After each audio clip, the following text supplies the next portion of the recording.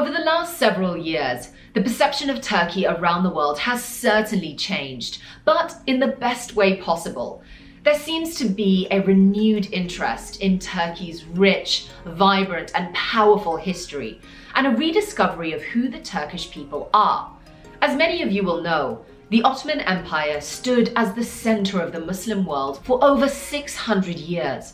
But after the abolition of the Caliphate in the early 20th century, the Muslim world was left in disarray and a strong anti-Ottoman sentiment was felt around the world. For a long time, anything mentioned about Turkey's Muslim history under the Ottomans was considered as something taboo. You couldn't really celebrate the Osmanli Empire without getting judgment. So an incredible move that has been greatly praised around the world has been Erdogan's push to revive the interest of Turkish history. At a recent inauguration in Istanbul, Erdogan said, "Each of our ancient cities is an open-air museum.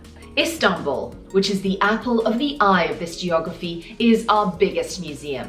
It is a museum where the past and present coexist."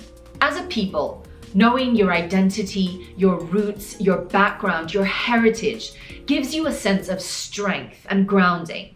Taking that away from people diminishes their sense of self.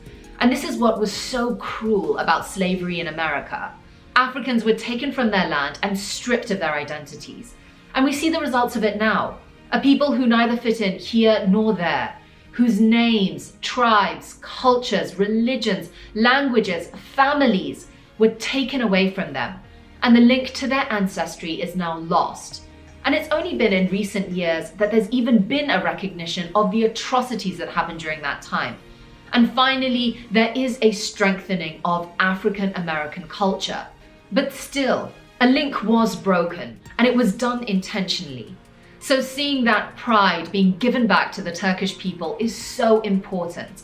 You must be proud of who you are. You must be proud of your history and your heritage and of the ancestors that came before you to put you where you are today.